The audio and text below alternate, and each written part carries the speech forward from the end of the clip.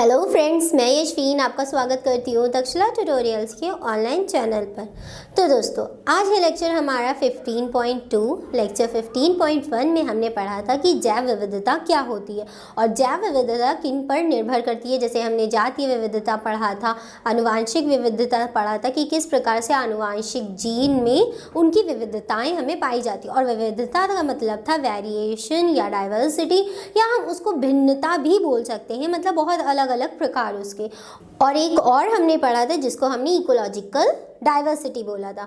तो दोस्तों, ये तीनों हमने आपको बता दिए थे, प्लस लास्ट में एक छोटा सा टॉपिक और बताया था कि वन्य जीव और जैव विविधता में क्या अंतर है। वन्य जीव कहाँ रहते हैं? वन में रहते हैं, लाइक फॉरेस्ट में रहते हैं, वाइल्ड एनिमल्स वो होते हैं, और उनके बीच में भी बहुत सारी हमें विविधताएं देखने को मिलती है, जो कि हमने उसी को कहा था जैव विविधता। तो दोस्तों, आज के लेक्चर में हमें पढ़ना होगा कि हमारी पृथ्वी पर या हमारी पूरी इंडिया में कितने प्रकार की जातियां मिलती हैं, ये जातियां कितनी होती हैं, कैसी होती हैं, इनकी कितनी वेरिएशन और वैरायटीज़ होती है, ये सब हम अपने आज के लेक्चर में पढ़ेंगे। और ये कैसे, इनके पैटर्न्स क्या होते हैं, ये हम उसके आगे पढ़ेंगे। जस्ट इसके बाद हम इसके पैटर्न्स पढ़ेंगे, बायोडाइवर्सिटी के पैटर्न्स। तो दोस्तों, आज का लेक्चर शुरू करते हैं, जिसमें हमारा सबसे पहला टॉपिक है, टॉपिक नहीं है, एक छोटा सा मतलब डिस्क्रिप्शन है कि इस प्रकार से इतनी जातियां हमें देखने को मिलती हैं। आज के लेक्चर में हम आपको इन्हीं कुछ पॉइंट्स बताएंगे जो कि आपको देखने हैं कि किस प्रकार से जब हम आगे के पढ़ेंगे, आगे के लेक्चर्स कवर करेंगे, तो ये उसमें आपकी हेल्प करेंगे। अगर हम आपको डायरेक्ट पीछे के टॉपिक्स बता देंगे तो आपको आगे का क्लियर नहीं होगा और ना ही इतनी जल्दी वो क्लियर हो पाएगा। तो इसीलिए दोस्तों, बिल्कुल शुरू से, इनिशियल से आपको बता रहे हैं। और बुक में भी देख लिएगा, ये टॉपिक है, बुक भी ज़रूर खोल के कभी कभी देख लिया करिए। वैसे तो नोट्स हैं, नोट्स ज़रूर पढ़ा करिए और अच्छे से उनको पढ़ लीजिए। अगर कोई डाउट हो तो आप हमें कांटेक्ट कर सकते हैं। पहला हमारा छोटा सा टॉपिक है, पृथ्वी तथा भारत में कितनी जातियां हैं। How much of species present in earth and India.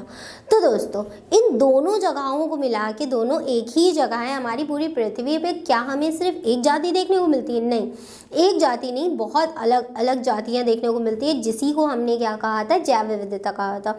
तो अकॉर्डिंग टू दिस, हमारी पूरी पृथ्वी पे 1.5 मिलियन से भी ज़्यादा, से भी अधिक क्या होती हैं, जातियां पाई जाती हैं। फिर चाहे वो किसी चूहे की जाति हो, फिर चाहे वो किसी मेंढक की जाति हो, फिर चाहे वो किसी और की या किसी भी एनिमल की, छिपकली की जाती हो। जैसे चूहों की हमने बात करी, तो आपको चूहे केवल एक प्रकार के देखने को मिलते हैं? नहीं, चूहे ऐसे होते हैं जो वाइट कलर के भी होते हैं, एक चूहे होते हैं ब्राउन कलर के जिनको अगॉटी चूहे बोलते हैं, एक होते हैं एल्बिनो जो बिल्कुल वाइट कलर के होते हैं, जिनकी आंखें रेड कलर की होती है और खरगोश जैसे लगते हैं, थोड़े बहुत खरगोश जैसे लगते हैं, बिल्कुल उन्हीं की तरह नहीं लगते।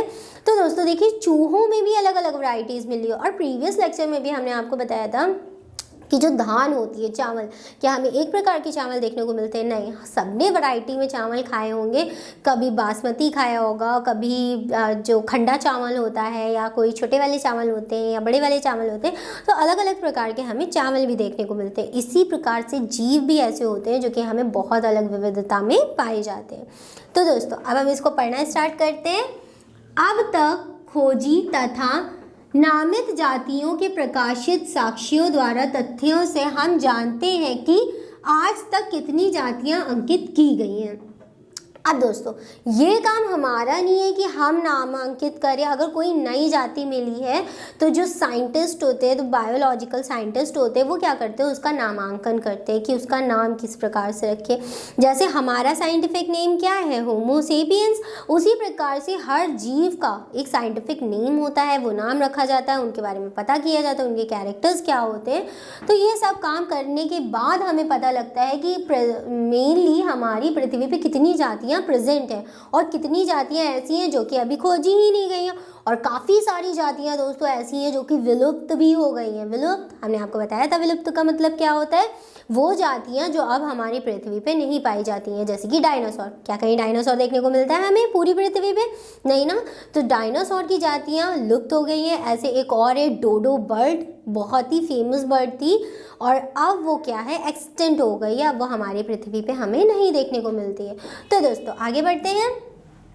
कि आज तक कितनी जातियां अंकित की गई हैं, लेकिन पृथ्वी पर कितनी ही जातियां हैं, इस प्रश्न का उत्तर देना आसान नहीं है। क्यों आसान नहीं है दोस्तों? क्योंकि काफ़ी सारी ऐसी जातियां हैं जो खोजी जा रही हैं और जो मिल रही हैं हमको नई नई जातियां। कुछ ऐसी जातियां मिली हैं जिनके कैरेक्टर्स किसी से नहीं मैच कर रहे, तो उनका एक नई जाति, एक नई स्पीशीज़, एक नया वंश बनाना पड़ता है, जिस वजह से अभी हम बिल्कुल ऐसे नहीं बोल सकते हैं कि कितनी जातियां हैं, क्योंकि ये खोजी जा रही हैं, धीरे धीरे करके, एक एक करके ये खोजी जा रही हैं जातियां। इस प्रश्न का उत्तर देना आसान नहीं है। IUCN के अनुसार अब तक दर्शाई गई जंतु व पादपों की कुल संख्या 1.5 मिलियन से कुछ अधिक है। 1.5 मिलियन से भी ज़्यादा दोस्तों, मतलब ये अच्छी खासी काफ़ी ज़्यादा तादाद में क्या हो गई, जातियाँ हो गई, जो कि हमारी पूरी पृथ्वी पे प्रेजेंट है, मिलती हैं और मिलती ही जा रही हैं। लेकिन कुछ दुर्भाग्यवश ऐसी हैं जो कि धीरे धीरे करके विलुप्त हुई जा रही हैं। तो दोस्तों यहाँ तक के तो हमने पढ़ लिया कि हमारी पृथ्वी पर कितनी जातियाँ हैं, 1.5 मिलियन से भी अधिक जातियाँ हमारी पृथ्वी पे पाई जा रही हैं। फिर इसके बाद हम देखेंगे कि हमें पढ़ना है इसके पैटर्न्स ऑफ बायोडाइवर्सिटी, जिसको प्रतिरूप भी बोलते हैं, मतलब जैव विविधता के प्रतिरूप। तो दोस्तों चलिए शुरुआत करते हैं। हम पहले लिख देंगे, फिर आपको समझाएंगे कि जैव विविधता के प्रतिरूप यानी कि पैटर्न ऑफ बायोडाइवर्सिटी क्या होते हैं और ये कितने प्रकार के होते हैं। अब हम पढ़ने जा रहे हैं जैव विविधता के प्रतिरूप, मतलब द पैटर्न्स ऑफ बायोडाइवर्सिटी।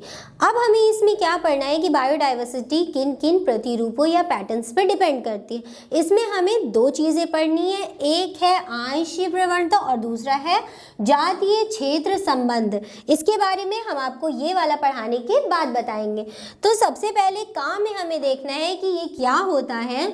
जंतु व पादपों की विविधता संपूर्ण विश्व में समान न होकर असमान वितरण दर्शाती है। मतलब पूरे विश्व की बात ले ले तो जो हमने पहले आपको बताया वही बात है कि एक समान नहीं होती है। विश्व में कहीं कोई जाति ज़्यादा मिलती है और कहीं और कोई जाति ज़्यादा मिलती है। या ऐसा भी कह सकते हैं कि उष्णकटिबंधीय क्षेत्र की जो जातियाँ होती हैं वो ज़्यादा होती हैं एक्सेप्ट टू शीतोष्ण, मतलब जो ठंडे टाइप के इलाके होते हैं वहाँ से। बहुत से जंतु व पौधों के समूह में रोचक विविधता मिलती है। बहुत सारे जंतु और बहुत सारे पौधे ऐसे हैं जिनमें क्या होती है, बहुत अलग रोचक विविधता हमें मिलती है, जिसमें मुख्य रूप से अक्षांशों पर विविधता में क्रमबद्ध प्रवणता, मतलब उतार चढ़ाव है। उतार चढ़ाव से मतलब है कहीं कोई जाति ज़्यादा होती है और कहीं कोई जाति कम होती है, यही इसका क्या होता है, उतार और चढ़ाव, या इसको हम क्रमबद्ध प्रवणता भी बोलते हैं। सामान्यतः भूमध्य रेखा से ध्रुवों की ओर जाने पर जाति विविधता घटती है।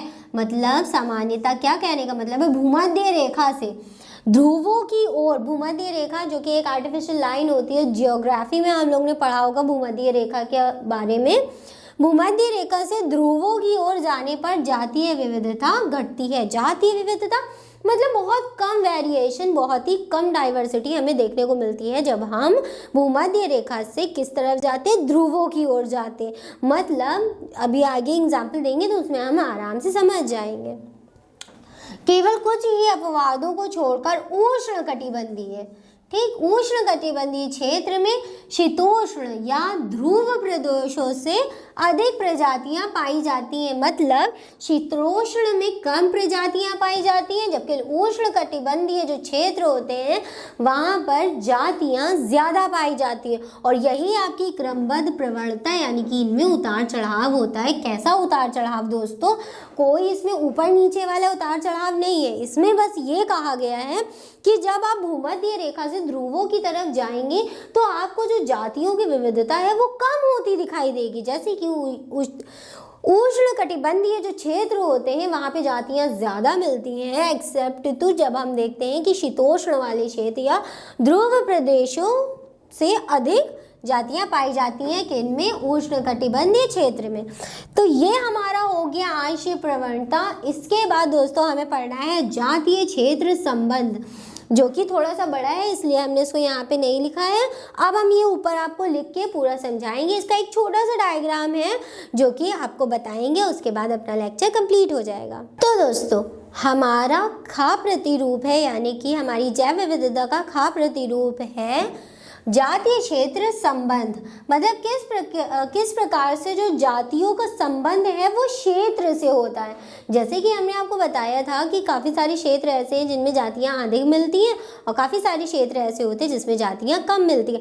बस हम इसको अब एक ग्राफिकल स्टाइल में डिज़ाइन कर दिया है और इसको समझेंगे, और बस हमें इतना सा ही समझना है कि किस प्रकार से ये क्षेत्र संबंध है और इसमें ये क्या क्या चीज़ें इसमें बताई गई है, इनको देखना है। तो कुछ सीमा तक किसी क्षेत्र की जातीय समृद्धि अनावेशन क्षेत्र की सीमा बढ़ाने के साथ बढ़ती है। जैसे जैसे अनावेशन सीमाओं के क्षेत्र बढ़ते हैं वैसे वैसे जातीय स्पर्धाएं क्या होती हैं, बढ़ती रहती हैं। वास्तव में जातीय समृद्धि और वर्गों की व्यापक किस्मों के क्षेत्र के बीच संबंध आयताकार अतिपरवलय होता है। संबंध आयताकार अतिपरवलय होता है। लॉग एस, यहाँ पे एस क्या होता है, हमारा जातीय समृद्धि, जिसके बारे में हमें पढ़ना है। लॉग एस क्या क्या होता है, is equal to log C plus Z log A. ये हमारा क्या है, एक छोटा सा समीकरण है जो कि इस जातीय क्षेत्र संबंध को दर्शाता है। ठीक, इसमें एस क्या है, जहाँ पर एस इज इक्वल टू जातीय समृद्धि, एस क्या है हमारी दोस्तों, जातीय समृद्धि है। उसके बाद ए क्या है, क्षेत्र है, जेड है रेखीय ढाल, और सी इज इक्वल टू वाई, मतलब ये जो यहाँ पे सी लिखा है ये क्या है, अंतःखंड। ठीक दोस्तों, log S is equal to log C plus Z log A. A है हमारा एरिया और जेड हमारा क्या है, रेखीय ढाल। ये जो ढालें बनाई है हमने रेखीय ढाल, ये होती है जेड, और एस जातीय समृद्धि है, ये हो गई आपकी एस। क्या है ये दोस्तों, एस है, ये है जातीय समृद्धि। फिर ये वाला जो एरिया है ये क्षेत्र को दर्शा रहा है, और ये वाला है लॉग पैमाना। ये सीधा होता है, लेकिन जैसे जैसे जातियाँ बढ़ती रहती है तो ये कुछ इस प्रकार से तिरछा होता जाता है। ठीक, S is equal to C A Z. यहाँ पे हमने समीकरण पूरा लिखा है जो कि है आपका log s is equal to log C plus Z log A. ये हो गया पूरा डायग्राम और ये हो गया इसका आंसर जो है। एग्जाम्पल जैसे महाद्वीपों में जातीय समृद्धि होती है, जस्ट उसी प्रकार से ये समृद्धि हम देख सकते हैं। तो दोस्तों, आज हमने जातीय क्षेत्र समृद्धि पढ़ी। पहला वाला हमने पढ़ा आंशिक प्रवणता।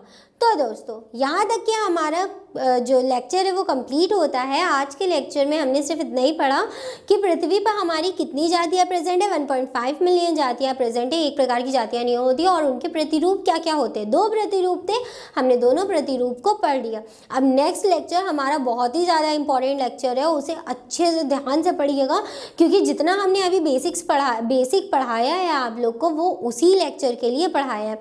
उस लेक्चर में काफ़ी सारे ऐसे टॉपिक्स हैं जो कि बोर्ड में डायरेक्ट पूछे जाते हैं, जैसे रेड डेटा क्रॉस है, रेड डेटा बुक है, ये सब चीज़ें बहुत पूछी जाती हैं। एक्स सिटू, इन सिटू, इन सब के बारे में बहुत पूछा जाता है। तो वही लेक्चर्स वही जो टॉपिक्स हैं वो अब हम अपने आने वाले लेक्चर्स में कवर करेंगे। तो दोस्तों, आज का लेक्चर हमारा यहीं पे कंप्लीट होता है। आज के लेक्चर से रिलेटेड सारे नोट्स आपको नीचे डिस्क्रिप्शन बॉक्स में मिल जाएंगे। फिर भी अगर कोई डाउट है आपका तो आप हमको ईजिली कॉन्टैक्ट करके पूछ सकते हैं। तो दोस्तों, आज के लिए बस इतना ही। मिलते हैं अपनी नेक्स्ट क्लास में। Thank you.